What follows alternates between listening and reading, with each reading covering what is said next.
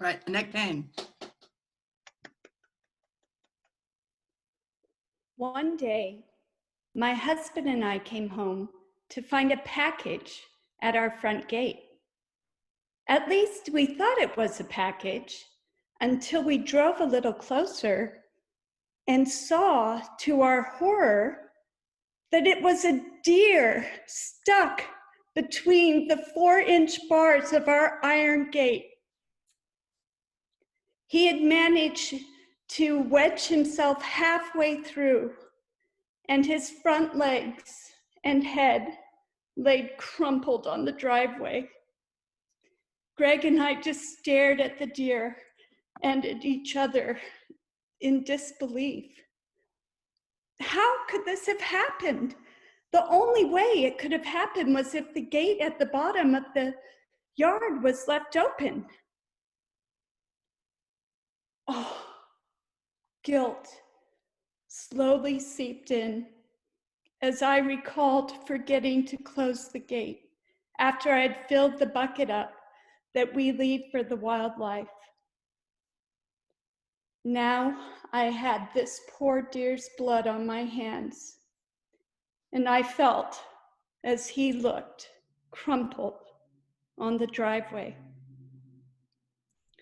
We sat there for a while in silence, sickened by the speculation of how he suffered and how he must have struggled. Now we had to figure out what we were going to do with the body. And we were silent for a while. I just kind of closed my eyes to try and erase the image that was before us. Greg broke the silence by thinking out loud. And he started saying, okay, well, if it has rigor mortis in it, we're going to have to cut the gate. There's no way I'm going to cut that deer's body. And we're going to have to bury it. We're going to have to bury it really deep so no animals can get to it. I just kept my eyes closed. He finally mentally executed his plan and sprang into action. He opened the door and closed it, and the noise startled the deer.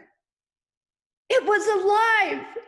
Oh my gosh, thank God the deer was alive.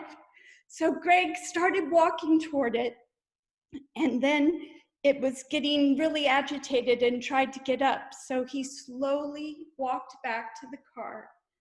And I grabbed my phone and said, here, call SPCA. They have a wildlife rescue unit. They'll come up and we can hopefully get him out of the gate. So he called the SPCA and they came within 20 minutes. It was 2 women, and they stood there in front of the gate trying to figure out how they were going to get the deer out. And they came up with the plan to have one approach it from the front and put a blanket over its head. And then the other one would come from behind and give it a shot of ketamine. So they did it, and it worked. And the deer's body was limp again. And they tried to get it out of the gate, but they were really having a hard time. It wouldn't come out.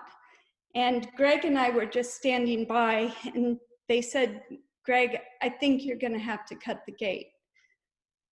Well, Greg wasn't as gung-ho to cut the gate now that the deer was alive.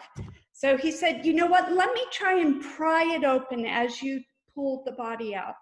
And they worked on it, and after some time and brute strength, they were able to get the deer out.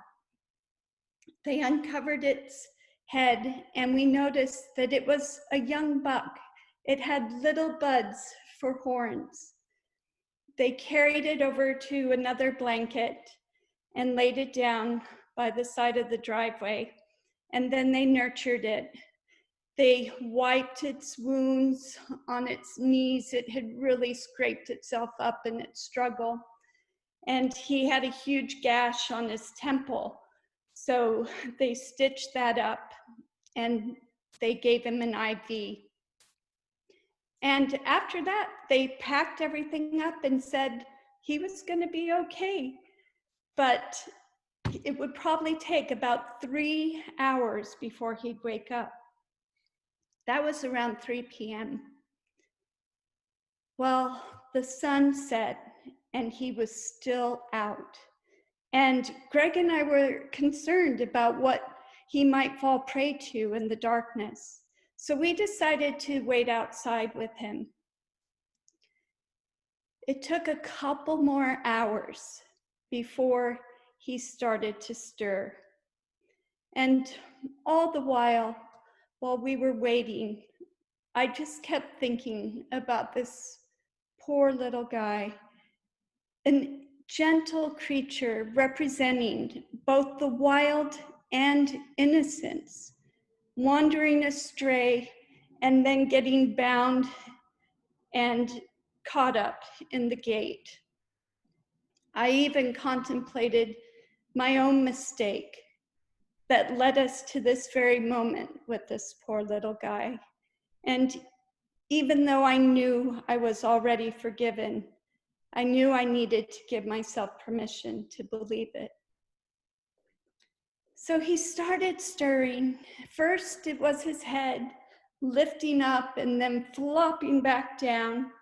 Then his legs would shake front and back.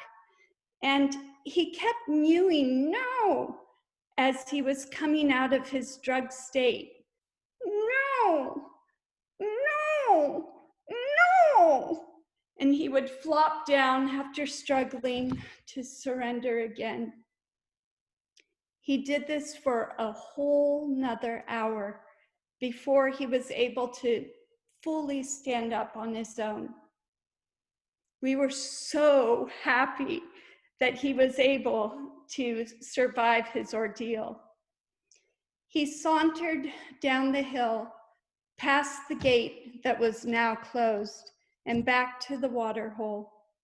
He took a slurp and paused and slurped again before he walked away, returning to innocence. Madam Toastmaster.